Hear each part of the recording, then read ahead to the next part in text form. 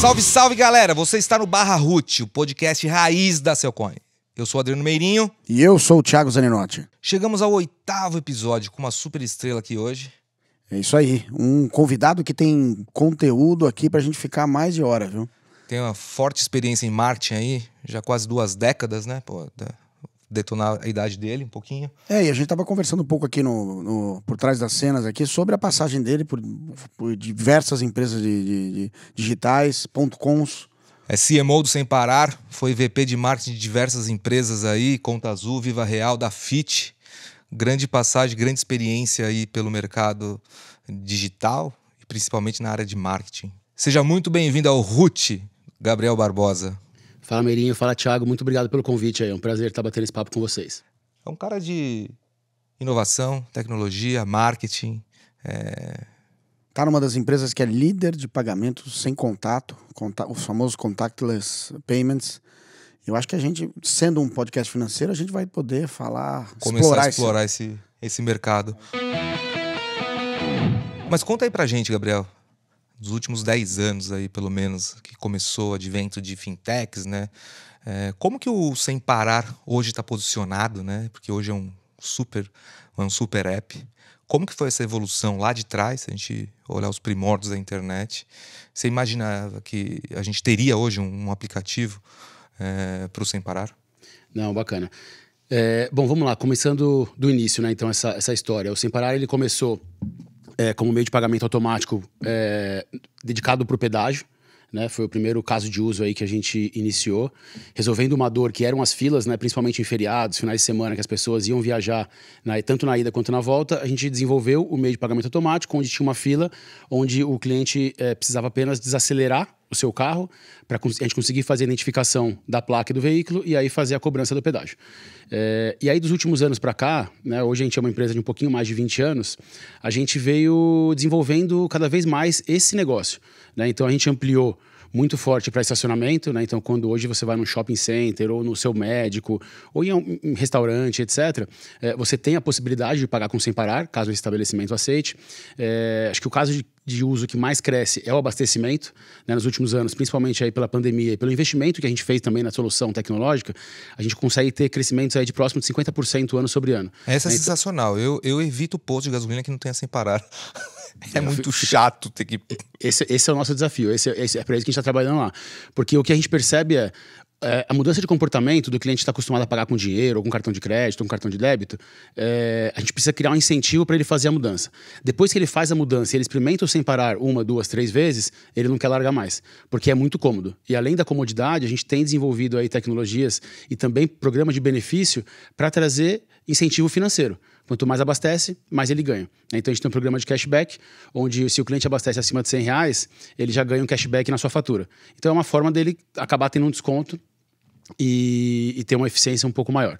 E aí só voltando, né, na evolução que eu comentei, faltou o caso de uso do drive-thru, né, que também é muito forte. A gente tem parceria com diversos fast food, como McDonald's, Habib's, etc. Também vem crescendo bastante. Né? Então, eu acho que esse é um pouquinho da história de como a gente nasceu. E eu acho que o que eu acho legal no Sem Parar é que vocês criaram esse mercado, né? De alguma forma, né? E colocaram, porque para ter a forma de pagamento hoje está mais comum você pagar com aproximação, mas naquela época não tinha, né? E vocês iam e colocavam, né? E faziam construíam esse mercado, né? E aproveitando essa pegada, o que você viu, porque vocês acompanharam toda essa mudança da experiência de consumo, né? O que você pode dizer pra gente entre que vocês, quando começaram lá atrás, botando primeiro nas estradas, né? Com a CCR, botando nos pedágios e depois você movendo para os estacionamentos, que você contou um pouco aqui. O que você viu nessa mudança de consumo? As pessoas estão engajadas com esse tipo de pagamento? Sem deixar de esquecer que o Gabriel é super especialista em experiências novas de consumo, né? Então, se a gente olha ali atrás, Netmovies. Caramba, saímos da videolocadora para assinatura de filmes. Viva Real, putz, um novo meio de comprar casa, alugar casa. Da Fit, putz, uma nova forma de comércio eletrônico. E agora Sem Parar, né? Então, putz. Eu acho que é exatamente isso. E no caso do Sem Parar, como a gente está oferecendo comodidade para o cliente, a gente tem que desenvolver uma fórmula de chamar a atração dele na primeira na primeira transação, né, na primeira etapa. Depois disso, depois de experimentado o serviço e o produto, ele é muito bem utilizado e muito bem aceito, né? Então, acho que esse que é onde a gente gasta bastante energia para pensar na quebra de fricção do momento inicial. Depois de apresentado, o cliente experimenta, ele adora, e aí, né, a gente tem uma retenção, aí, um engajamento bem alto. Muito bom. E indo nessa mesma pergunta, né? Porque você acompanhou com a sua experiência de marketplaces, os portais, agora com o Sem Parar, que de alguma forma também cria-se um ecossistema de pagamentos, né? Como é que você enxerga essa movimentação que a gente tem visto, né? Dos marketplaces se abrirem, né? Criarem um M2M ali, uma conexão de pessoa a pessoa, né? E isso, de alguma forma, introduziu também uma segunda fonte de renda, às vezes até uma fonte primária de renda para as pessoas. Faz sentido a gente dizer que esses grandes portais, esses grandes marketplaces vão se transformar lá na frente uma fonte primária, talvez até de renda para essas pessoas? Eu acredito, num olhar de marketplace, o que eu vejo é o seguinte, né, são basicamente três pontas aí para fazer esse ecossistema. O primeiro é o grande marketplace, né, que ele vai consolidar ali varejistas menores que vão se conectar para o lugar para poder oferecer o seu produto. Acho que a grande vantagem pro grande, né, pro grande marketplace é ele conseguir expandir o seu portfólio de produtos, pensando em rentabilidade, porque ele não precisa necessariamente fazer o investimento de comprar o produto, estocar esse produto, depois fazer o fulfillment, né? Fazer a entrega desse produto. Então, acho que aí é uma vantagem muito grande. Quando a gente olha para os pequenos, eu entendo que eles têm uma possibilidade de ter mais canais de venda para eles poderem fazer a distribuição e a expansão do seu negócio, né? E aí ele vai ter que otimizar e entender qual que está fazendo sentido, qual que é do nicho dele, qual traz o cliente que faz sentido para ele. E aí o último ponto que eu vejo que é o consumidor. Né? E aí, quando junta o grande varejista com o pequeno varejista, para fazer esse match, para trazer esse produto, essa experiência para o cliente, eu acho que essa é a minha maior preocupação. Porque o grande varejista ele tem que ter controle e gestão de quem está na plataforma dele. E garantir que esse pequeno varejista que está fazendo esse anúncio vai ter uma experiência tão boa ou melhor como o grande varejista faz. Né? Então, acho que esse, para mim, é o ponto que ainda está em evolução para conseguir ter uma experiência, né, de um ciclo completo. Perfeito, perfeito. Eu acho que também os meios de pagamento, de alguma forma, também estão evoluindo para né, para facilitar o processo e diminuir o custo operacional para esse cara, né? Porque também é um cara, às vezes, que tem uma margem muito pequena, você põe um pagamento que, de alguma forma, a captura, só o custo ali de captura é muito grande, né? O Sim. take rate, né? Então você acaba inviabilizando, de repente, um cara desse pequeno, né? Como é que você enxerga isso quando fala de uma tecnologia como Sem Parar? Os pequenos estabelecimentos poderiam começar a usar, você falou do Habib, você falou do Bob, sei lá, de caras um pouco maiores.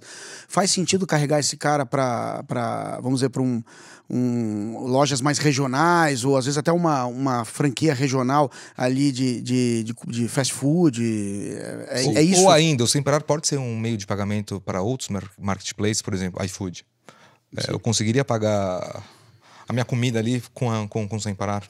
Bacana. Então vamos lá, né? Acho que o primeiro passo eu expliquei para vocês como que o Sem Parar evoluiu. Então a primeira etapa foi a gente realmente se transformar, né, e construir o pagamento automático no pedágio, expandimos para outros casos de uso e o nosso foco sempre muito grande em mobilidade. E aí o que a gente fez nos últimos 3, 4 anos é construir um ecossistema mais amplo focado em mobilidade. Né, para quem dirige o carro, para quem é dono de um carro, como que ele consegue ter mais facilidade e comodidade no dia a dia. Recentemente a gente fez uma pesquisa muito bacana que mostra assim, o carro, ele tem, como tudo na vida, né, ele tem um lado bom e um lado ruim. O lado bom é, ele te traz status, ele te traz autonomia, ele te traz liberdade. Né? Você pega o carro, vai viajar, né, e é uma experiência incrível. E você também espelha a sua personalidade no carro, né? Então tem um lado também e muitas vezes é a sua vida que está ali, é a música que você escuta, é o momento que você para refletir e tudo mais. E o lado difícil, o lado burocrático, poxa, ele te traz dor de cabeça, ele te traz responsabilidade. Você precisa ter, né, preocupação ali de quando você vai pagar IPVA, quando vai pagar a multa, de ter responsabilidade de dirigir dentro das leis, né, tomar conta de você e também dos outros. Então, assim, é realmente uma balança muito importante. E o nosso papel aqui é como que a gente olha para esse lado burocrático, que não é tão legal, né, que é o lado chato da coisa, e como que a gente consegue solucionar. E aí a gente transforma esse ecossistema de mobilidade dentro do nosso aplicativo, do Super App do Sem Sem Parar para trazer cada vez mais comodidade. Então, até quando a gente estava conversando um pouquinho antes aqui de a gente começar a conversa, a gente cresceu muito nos últimos 2 anos, clientes do Sem Parar que pagam IPVA, multa, licenciamento dentro do Super App. Porque ele está ali, com poucos cliques ele já consegue fazer a gestão, né, da sua placa, encontra quais são os débitos e faz a transação. Então, isso é muito simples. E a gente tem evoluído também para funcionalidades aí mais inovadoras, vamos pensar assim, pensando no que está, né, um pouco mais na moda aí, quando fala de mobilidade de carro, os carros elétricos. Recentemente, a gente lançou no nosso aplicativo uma ferramenta de busca para você encontrar quais são os carregadores que estão disponíveis para você ir lá e abastecer seu carro. Então, é esse tipo de comodidade e facilidade que a gente quer trazer para o nosso dia a dia, para que o cliente olhe e fale, putz, essa aqui é a plataforma, é o ecossistema que eu quero utilizar para, né, solucionar aquele meu lado chato lá, do lado da burocracia. E, Gabriel, 2 inovações que a gente teve recentemente, que é o cashback, talvez não uma grande inovação, que nem é tão novo, e os pagamentos contactless. Você enxerga que ainda há possibilidade de uma evolução do que a gente tem hoje? E o que dependeria para ter uma maior penetração? Porque a gente está falando de pessoas que têm um celular com capacidade de memória ali. A gente sabe que grande parte dos usuários baixam o aplicativo e depois de uma semana 80% da base já saiu daquele aplicativo por conta de memória, de espaço e de tecnologia, enfim, infraestrutura aqui no Brasil. O que se daria para fazer atualmente que a gente não está fazendo? Não, legal. Pensando em cashback, pensando em contactless, né? Eu vou falar de cashback primeiro, que eu acho que é até mais fácil. Eu vejo o cashback muito como um programa de engajamento e fidelidade, traduzindo um pouco do que aquele programa de milhas, né, antigo fazia, dando mais visibilidade, entendimento e transparência para o cliente qual que está sendo o real benefício dele. Né? Então, no passado você gastava lá X mil reais no seu cartão de crédito, você ganhava X mil pontos em milha, e aí você, quando precisava fazer a utilização disso, você não tinha certeza exatamente de quanto estava sendo ganho, quanto estava pagando naquilo. Né? Então, eu acho que hoje o cashback ele traz uma transparência muito fácil do cliente poder calcular e entender qual está sendo o seu real incentivo e benefício. Inclusive, no Sem Parar é o programa que a gente tem utilizado para gerar esse engajamento na rede, por exemplo, como a gente comentou, do abastecimento. Né? Então, isso ajuda tanto na hora de vender, né, o Sem Parar, quando a gente vai trazer um cliente para dentro, quando a gente vai prospectar um cliente e falar para ele, aqui a gente tem um programa de cashback, você abastece? Quanto você gasta? Faz a conta aqui, olha quanto você vai ter de benefício com a gente. Né? Então, é muito positivo e também durante a sua jornada, para a gente fazer a ativação desse caso de uso. Então, a gente tem, né, algumas situações ali onde a gente oferece o cashback, o cliente tem um desconto na fatura dele e ele fica muito satisfeito. E aí eu vejo que é uma forma mais fácil do cliente entender, né, do brasileiro conseguir entender e calcular isso. Quando a gente fala de contactless, o Sem Parar acho que, né, nasceu nesse mundo. Né? Então a gente lançou lá, como eu comentei, a questão do pedágio e a gente vem evoluindo. E trazendo mais para o mundo atual agora, o que eu vejo? Acho que tem 2 casos interessantes de compartilhar. O primeiro, a gente também no Sem Parar desenvolveu o Sem Parar Pay. O que é o Sem Parar Pay? É um meio de pagamento via Bluetooth que você, sendo cliente do Sem Parar com o seu celular, você ativa o Bluetooth, imagina uma cabine de pedágio manual, você para na cabine e fala, vou pagar com o Sem Parar Pay. Meu celular está com o Bluetooth ativado, o arrecadador fala, ok, aperta um botão, te libera. Ele não é a experiência tão boa quanto do pagamento automático, mas ele é um intermediário e muito melhor do que o dinheiro ou o cartão de você ter que pegar a carteira, etc. E pensa num caso, por exemplo, de um motociclista que está passando na via de pedágio, tem que pegar o celular, tem que tirar a luva, tirar o capacete, desabilitar o celular para fazer o pagamento. Com o Sem Parar Pay é muito mais automatizado. Então a gente está fazendo uma expansão, né, em algumas concessionárias, em algumas rodovias, para evoluir nesse sentido, mas isso já existe em algumas. Então é um meio de pagamento que a gente vê aí que é contactless para gerar benefício específico para um público ali, né? Talvez seja o caso do motociclista. Acho que ainda está no momento que a gente está testando. Hoje em dia tem carro, tem moto que usa e a gente quer aprender e entender qual que vai ser o futuro disso. E eu acho que aí, pensando em contactless também, acho que a novidade mais recente, principalmente no mundo de mobilidade, é com relação ao Free Flow, que foi lançado nas últimas semanas, né, na rodovia Rio Santos. E como que funciona? Basicamente, a gente tem um pórtico com câmeras fazendo a leitura de cada veículo que passa por ali. Você não precisa fazer a desaceleração do seu veículo, você simplesmente precisa seguir o limite de velocidade máxima da rodovia e a concessionária já faz a leitura e identifica que você passou. Aí, vamos lá. Se você tem a tag do Sem Parar, você já vai fazer a cobrança automática na sua tag, você não precisa simplesmente fazer mais nada. Além disso, você tem benefício de, só por usar a tag, você tem desconto de 5%, e se você for um usuário frequente e passar várias vezes ali, quanto mais você passar nesse pórtico de pedágio, mais você vai ter desconto, podendo chegar até 70%. Então isso é muito bom, por exemplo, imagina quem mora em Alphaville e trabalha em Pinheiros. Essa pessoa que vai e volta todo dia, ela vai conseguir ter um desconto muito grande. Isso ainda não está válido na Castelo, né, nessa praça que eu estou comentando, mas só dando um exemplo para as pessoas que utilizam essa rodovia diariamente. Então é um incentivo muito bacana. Aí, para o caso que não tem a tag de pedágio, a tag do Sem Parar, o problema é o seguinte: você precisa entrar num site, fazer o seu cadastro, fazer o seu registro ali, escolher o seu meio de pagamento e realizar o pagamento. E se você não faz isso em 15 dias, você vai tomar uma multa. Então, assim, realmente volta para o início ali, pensando em comodidade, como que a gente entende a dor do cliente e consegue solucionar, acompanhando a evolução que o mercado está seguindo. Né? Então, acho que esse é um ponto interessante, pensando em contactless aí, que é super novidade, que está no nosso dia a dia, e a gente tem acompanhado para conseguir garantir a entrega da experiência para o cliente. Maravilha. A gente recebeu algumas perguntinhas aqui. Uma parte da nossa audiência é da área de e-commerce ou de marketplace, e alguns empreendedores querendo iniciar o seu empreendimento em comércio eletrônico ou marketplace. E aí eu te pergunto, como começar? É melhor ter uma loja própria? É melhor partir para o marketplace? Até pegando a sua experiência aí, que você começou também a carreira no Mercado Livre, passou por Dafit. Como se dar bem nesse mercado? Porque a gente sabe, margens muito curtas, a questão de frete grátis, a questão de cupom de desconto. Como ter um equilíbrio financeiro da operação sem você ter uma canibalização de preço e ter margem, né? E adicionando, quais os meios de pagamento que esse empreendedor que está começando, ele precisa minimamente suportar, né, para poder ter sucesso? Perfeito. Eu vejo, assim, indo bem direto ao ponto, o que eu entendo se você está começando, vai depender muito da sua ambição, do seu segmento e da sua ambição. Mas eu diria que o modelo mais fácil de realmente ter o dia 1 no e-commerce é você, né, primeiro, você tem que ter o seu produto, tem que ter o seu estoque, né, independente se vai ser direto, se vai ser via parceria, etc. Fazer o anúncio e conseguir ter o contato com o cliente. Para você, primeiro, buscar aprendizado. Né? Acho que não é no dia 1 que você vai ter o resultado, que você vai ter receita, que você vai ter margem e você vai ficar rico. Então, eu diria que o dia 1 é para aprendizado. E aí acho que a melhor forma de você ter aprendizado, eu penso muito numa dinâmica de, poxa, eu vou divulgar esse produto e vou levar ele para uma landing page. E essa landing page, eu acho que hoje, para aprendizado, o WhatsApp é o melhor canal.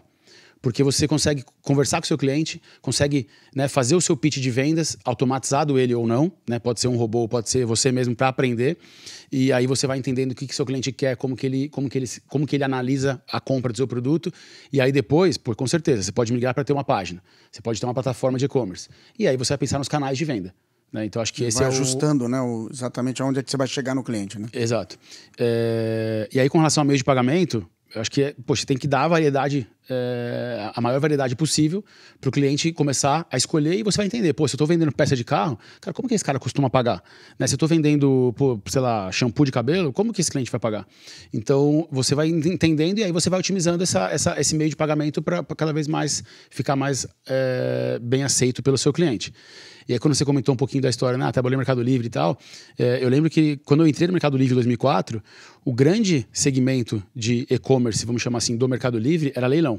Né? Então, eram pessoas físicas que anunciavam o seu produto no modelo de leilão para outros consumidores que tinham interesse naquele produto dar o seu lance. E aí, depois de alguns anos, foi evoluindo para terem empresas realmente, né, dedicando tempo para, poxa, eu vou achar um fornecedor legal, vou comprar um estoque, vou armazenar e vou fazer a venda. Então, aí foi um processo de maturação mesmo, né, de aprendizado e evolução. E acho que nessa trajetória toda aí, o que eu vi muito bacana pensando em e-commerce depois vamos dizer assim, dessa evolução do Mercado Livre, de ter as empresas se profissionalizando lá em 2006, 2007, eu vejo que chegaram as plataformas de e-commerce de nicho, né? Por exemplo, o Netshoes. Netshoes nasceu, não tinha naquela época um player digital focado em esportes. E aí, qual que era o objetivo ali, né? O direcionamento deles muito claro. Poxa, eu quero saber qual o esporte que o Meirinho pratica e qual é o time que o Thiago torce. Assim eu consigo ter um CAC melhor, consigo ter uma conversão inicial, né, mais fácil e, consequentemente, ter uma retenção. Porque, pô, se o Meirinho torce pra Portuguesa, ele vai... Né, Lusa sempre. Quando tiver um novo campeonato, né, se a Lusa for... Não, brincadeira. Se a Lusa for, for participar, quando tiver um uniforme novo, poxa, eu vou fazer a comunicação para ele, né? A mesma coisa com relação ao esporte. Então você cria um engajamento com o cliente muito grande.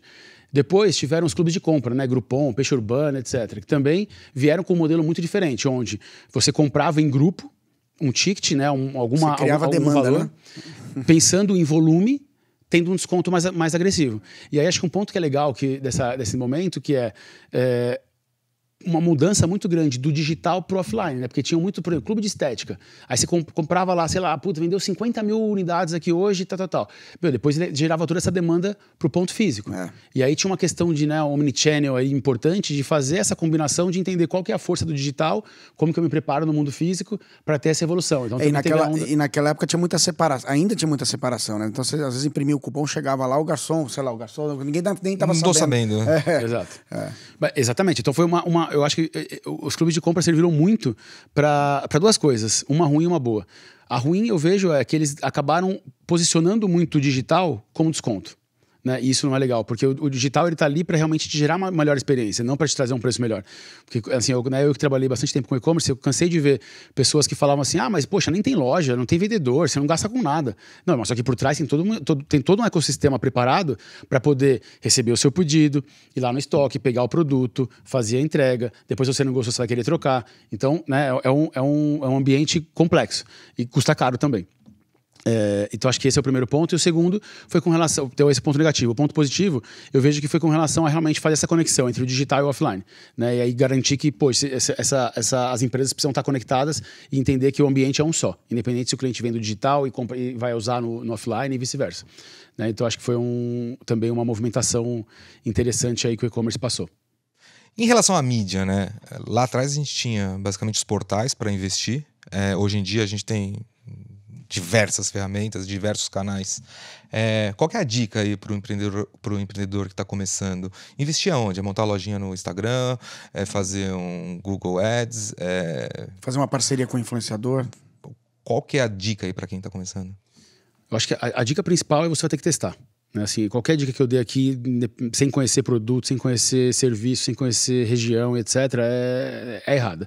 Então eu vejo que é muita questão de teste. Se você já é uma empresa um pouco mais consolidada, com certeza tem alguns players que você já precisa, né, assim, já é mais garantido que você precisa testar na fase 1, né, como os buscadores, as redes sociais. Né, as redes sociais têm evoluído para outras redes sociais, o que é bacana também. Então tem bastante opção, né, inclusive pensando no self-service. Né? Porque no passado você tinha poucas opções de ser self-service. Né? Você tinha que ir lá, você tinha que ter alguma relevância, alguma empresa com um nome para você ir lá e negociar com o player. Né? E hoje não. Cara, você entra lá no site, se cadastra, passa o cartão, pum, tá, como tá rodando, tá valendo. Né? Então eu acho que hoje é muito uma questão de teste e olhando para onde tem mais audiência, que teoricamente você vai conseguir comprar por um preço mais acessível também. Né? E saber mensurar o resultado, né? Acho que o teste não pode ser aquele teste que passa 2 meses, putz, não deu certo. Exato. Como que você faz hoje em dia para mensurar com tantos canais?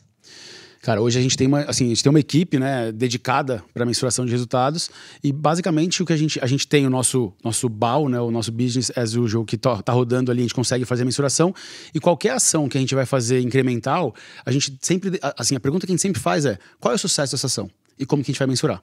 Né? E como a gente está hoje presente tanto no digital quanto no mundo físico, né? Hoje a gente tem uma relevância muito grande na atração e aquisição de clientes no mundo físico. Para nós é muito importante a gente entender como que a gente faz essa mensuração. Então, por exemplo, poxa, se eu tenho uma loja lá no Frango Assado, né, na rodovia, se eu quero fazer uma geração de demanda para essa loja, eu preciso né, planejar qual vai ser essa ação e como que está sendo a audiência dessa loja nos últimos meses, nas últimas semanas e como que vai ser a evolução disso pós-ação implementada. Né? Então, acho que daí também, né, de acordo com cada caso, a gente vai entrar no detalhe, vai definir qual que é o sucesso para poder fazer essa mensuração. Perfeito. E agora chegamos àquele momento em que a gente faz a nossa sessão do Ruth ou Ruim. E aí, para te explicar de uma maneira rápida aqui, sumarizada, a gente vai trazer temas, você vai falar se você gosta do tema, se você sente que o tema é raiz, você vai falar Ruth. Se for um tema que você não gosta, é Fechado. ruim. E se quiser justificar, você fica à vontade para justificar. Para começar, shopping centers. Ruth. Muito. Eu acho que até um ponto interessante do shopping center é o seguinte, né? A gente está acostumado no passado ali, né? Olhando de hoje para trás, o shopping center sendo como vendendo produto. E ele tem mudado e se transformado muito para realmente ser um espaço de entretenimento. Né? Que você vai lá, separa o carro, lava seu carro, você corta o cabelo, você vai num restaurante legal. Coloca a tag sem parar. Coloca a tag do sem parar. Então, eu vejo que ele realmente se transformou, né, também num espaço de comodidade e, poxa, você consegue resolver várias coisas ao mesmo tempo. Então, acho que essa também é uma evolução muito legal e tem assim, trazido, né, bons frutos aí para esse segmento. Maravilha. Lojas Americanas. Ruth. Também, assim, é um player que, né, ali junto na época de Mercado Livre, etc. E a gente está batendo muito na loja... Quer dizer, o mercado está batendo muito na loja americana depois da confusão, mas ainda continua sendo o Ruth, né? Eu acho que a história que eles criaram, com certeza eles ajudaram muito também a questão de varejo, a questão do digital. Foi, né, a junção lá da Americana Submarino lá no passado. Cara, com certeza criaram um histórico aí e muitos profissionais exemplares que saíram de lá. Então, para mim, é um grande case. Salesforce. Ruth. Cara, acho que é uma empresa também que, né, assim, ela te oferece benefícios, funcionalidades e ferramentas para você utilizar. E aí vai ter empresas que vão utilizar bem e tem empresas que nem tanto. Hoje, inclusive, a gente é cliente da Salesforce e a gente está super satisfeito, então, Ruth. Guru de marketing. Cara, guru de marketing depende do guru de marketing aí. Eu acho que tem que entender um pouco, né, de quem tá chegando agora, qual que é a história que esse profissional traz. Então, se é um profissional que traz bagagem, traz história, traz case, Ruth. Se não, eu acho que aí pode ser um bom profissional que foi lá, estudou, aprendeu e está repassando a mensagem. Se passar a mensagem da forma correta, show de bola. O problema é quando ele utiliza essa mensagem da forma errada simplesmente para fazer venda de curso, evento, etc. E não é tão bacana assim. Boa. Netflix.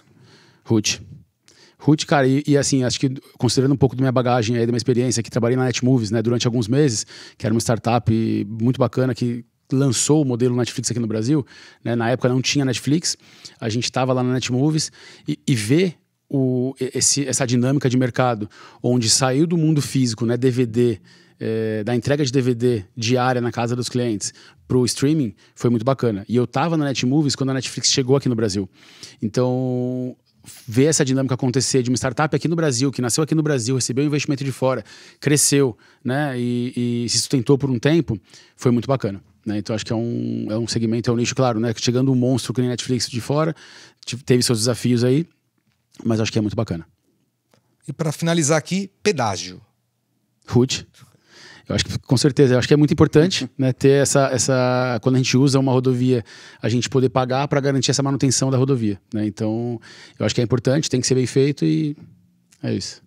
E para terminar, acho que a gente falou já de alguns temas, eu vou dar uma temperada, a gente sempre tempera, né? Vou trazer aqui uma história diferente. Cardápio de QR Code. Você chega já no restaurante, não tem mais cardápio físico, o cara fala, escaneia aqui o QR Code. Cara, esse eu não gosto muito, não. Esse eu acho chato. Eu tô mais acostumado... ruim. Esse é ruim. Eu tô acostumado com o mundo digital ainda, com o mundo, pré-pandemia, onde a gente chegava lá no restaurante, pode escolher, ver foto. Eu acho que a experiência ainda não tá muito bacana, né? E para ser talvez um pouco mais honesto aqui, tem restaurantes que tem uma plataforma legal, que é fácil, você entra ali, tem essas 3 opções aqui, quer uma das 3? Não, quer para mais detalhado? Beleza. Mas tem algumas que você entra, já vai estar na sobremesa, não tá bem organizado, a experiência não é muito legal, aí eu acho que é um pouco mais complexo, né? Como você tá ali querendo tomar uma decisão rápida, eu prefiro o físico. E o restaurante perde a oportunidade de repente, botar a imagem dele já na cara, quando o cara senta, né? Tem uma experiência diferente logo no embarque, né, do cara, quando ele senta na cadeira, na mesa, né? E até um ponto, assim, né? Quando você tem restaurante que você vai lá, você pega pelo QR Code, você vê o prato, você escolhe o prato, e aí você. Bom, já escolhi, tá tudo certo. Não tá integrado, é só pra você ver mesmo e tal. Então, acho que é o foco na experiência. Se tiver uma experiência bacana e garantido 360, né, de ponta a ponta, legal. Com poucas escolhas no começo. Aí acho que é bacana. Muito bom. Então agora, a gente, saindo do Ruth ruim, a gente agora pega a nossa máquina do tempo, que é aquele momento que a gente para, e para quem gosta do Back to the Future aí, pega a DeLorean, entra na DeLorean, e a gente brinca aqui que a gente vai levar você ligamos, a gente põe assim 10 anos para frente, mas ultimamente não precisa ir muito 10 anos. Se for já uns 2, 3 anos, já tem coisa, já tem pano para manga aqui pra gente conversar, né? Mas nós vamos pro futuro e aí a gente queria que você nos ajudasse a pensar um pouco o que você enxerga, né? Quando você mistura essa experiência dos marketplaces com os pagamentos com baixíssima fricção, o que você vê no futuro? O que você poderia ajudar a gente a enxergar como é que seria esse futuro com a combinação, nessa evolução dessas tecnologias? Cara, de forma bem direta, é a gente continuar como empresa olhando pro movimento, né, do consumo, do comportamento do cliente. E eu acho que hoje tem muita coisa que está na mesa, que está rodando, que está evoluindo, mas não está madura ainda, né? Então, por exemplo, com a questão de contactless, quando você vai pagar com o celular, a gente fez algumas análises ali, a gente entendeu que um pouco mais de 50% dos clientes já pagam com o celular por aproximação, o que é muito bacana. Mas isso ainda está em poucas praças, né? Assim, não é em todo o Brasil, por exemplo. Então acho que tem uma questão de evolução muito grande. No meu relógio, por exemplo, eu não consegui cadastrar meu cartão até agora, porque a minha bandeira ainda não disponibilizou junto com o banco para esse modelo de relógio. Então, poxa, ainda tem uma experiência, né, ruim. Eu chego lá, baixei o aplicativo do relógio, comecei a usar, falei, não está funcionando. Então, poxa, ainda tem uma questão de evolução. Então, a própria questão do Free Flow que eu comentei, poxa, a gente tem hoje 3 praças ali, 3 espaços com pórticos cobrando desse modelo. Cara, quantos vão ser daqui 5 anos? Né? O ganho que isso traz para a sociedade, pensando em não ter mais aquela praça ali que faz as pessoas ficarem paradas, etc., é muito grande. Então, eu diria que assim, é continuar olhando para as dores do consumidor, o que ele precisa, o que ele quer, para a gente continuar agradando esse público. Né? E aí isso faz com que a gente saia da zona de conforto e busque uma evolução. Perfeito. E o cartão de crédito, ele vai morrer? A gente está ouvindo isso aí já faz uns 4, 5 anos. O cartão de crédito vai morrer. Eu acho que o cartão de crédito físico ele pode diminuir, não diria morrer. Justamente pensando em ferramentas que facilitam o contactless, né? Como a própria tag, como eu comentei do Sem Parar, o próprio celular. Então, hoje, por exemplo, no meu caso, eu cadastro meu cartão de crédito no meu aplicativo do Sem Parar. Inclusive, hoje de manhã, quando eu estava vindo para cá, eu troquei o cartão, atualizei o número pelo aplicativo, muito fácil. E, cara, passo no posto, posso abastecer, passo no pedágio, já faz a transação, super fácil. Então, o que eu vejo as pessoas precisam do cartão, o físico eu vejo que, né, tende a ser menos utilizado e o digital muito utilizado pensando nas plataformas que a gente tem aqui de conexão e pagamento. E olhando ainda mais o futuro, né? Então a gente vê, Mercado Livre começou lá com leilão, de repente eram produtos usados, essa tendência caiu, depois voltou com Enjoei, grande Thier, né, Luiza. E agora tem outros também e-commerces de nicho, assim, de brechó online, não sei o nome que se utiliza. É uma tendência, uma tendência que está retornando? É um futuro? Como que você enxerga essa parte? Eu acho que tem 2 formas de pensar isso, Meirinho. É o seguinte, eu vejo que o varejo digital ainda tem espaço e eu acredito que vai seguir para um meio de consolidação. Né? Hoje a gente tem grandes players aqui no Brasil, Americanas, Mercado Livre, a própria Amazon chegando, Magazine Luiza, Via Varejo, etc., que estão brigando por esse espaço. E quando a gente olha para o mercado lá fora, é mais concentrado. Né? Então eu acho que aí talvez seja difícil ter 10 grandes players nesse sentido. Então esse é uma frente. A outra frente que eu vejo é cada vez mais as empresas criando experiências mesmo para o cliente que ele se conecte. Né, que ele fala, putz, eu vou comprar essa camiseta porque eu sei de onde essa camiseta veio, como ela foi fabricada, eu sei que, poxa, essa cultura da empresa é legal, então eu quero utilizar esse tipo de camiseta, esse tipo de produto. O próprio Enjoei é um bom exemplo disso. Né? A relação que eles criaram com o consumidor foi muito bacana. Então, eles criam uma conexão direta que o consumidor se identifica com aquela marca e fala, cara, a partir de agora, quando eu quiser comprar algum produto de moda, de roupa e vestuário, etc., eu vou lá naquele ambiente. Putz, eu olhei e gostei, fui lá, experimentei, foi bacana, não tem por que mudar. É uma espécie de comunidade, a não ser que né? chegue um outro player bacana ou eu tenha uma experiência ruim. Né? Então, eu acho que é um pouco da dinâmica de personalização mesmo, né? De identificação, de eu olhar aquela marca e falar, poxa, essa marca fala comigo. É isso que eu quero vivenciar. É essa marca que eu quero estar, né, utilizando na minha roupa, no meu tênis, no meu carro, onde for. Eu ia fazer uma última provocação para ele, aqui só para a gente, já que a gente está no futuro, né? Com os carros voadores, como é que fica a tag do Sem Parar? Cara, não paramos para pensar nisso ainda. A gente tem bastante evolução no meio de carro ainda para a gente estudar. Acho que o que a gente está olhando muito hoje é realmente ter esse ecossistema, né? O lado burocrático ali ainda é muito duro, né, para o consumidor, e a gente vê que tem várias facilidades para a gente poder solucionar antes de pensar no carro voador, que eu acho que está um pouquinho mais distante. Gabriel, e agora vamos chegar naquela fase em que a gente entrega para os nossos convidados um kit Root. É um kit simples, mas com muito coração para você, nosso convidado, agradecendo a sua presença aqui. Não, que isso. Muito obrigado pelo presente, obrigado pelo convite. Com certeza é muito bacana a gente poder compartilhar um pouquinho da nossa história, um pouquinho da bagagem aí, dos negócios que estão evoluindo e trazer mais informação para o público. Acho que é muito legal. Obrigadão aí pela iniciativa de vocês. Muito bem, senhoras e senhores, agradecer demais aqui a presença do Gabriel. Abriu a agenda dele, que é super complicada, já estou uns 3 meses dando... Gabriel, vamos almoçar, vamos jantar. Enfim, deu muito certo aqui. E fala pra galera que tá ouvindo a gente, assistindo, onde a gente te encontra na internet? Não, legal. Bom, primeiro, obrigado aí pelo convite, foi um prazer enorme bater um papo com vocês. E, bom, eu tô presente no LinkedIn, então quem quiser me adicionar lá, me seguir, Gabriel Porto, sem parar. Tenho compartilhado um pouquinho de marketing, um pouquinho das minhas experiências e um pouquinho de Sem Parar também, tá bom? E esse aqui foi o 8º episódio da primeira temporada. E talvez a gente tenha logo brevemente aí uma segunda temporada, né, Thiago? É isso aí, Mirinho. Pô, passou rápido demais, né? Chegamos ao final da primeira temporada e eu acho que a gente, depois do engajamento da nossa audiência, o papo que a gente teve, né, saindo de Open Finance e terminando aqui com o Gabriel falando de diferentes especialidades, desde do Marketplace até Contactless, acho que, quem sabe, uma segunda temporada está por vir com assuntos ainda mais root. Um forte abraço, nos aguarde.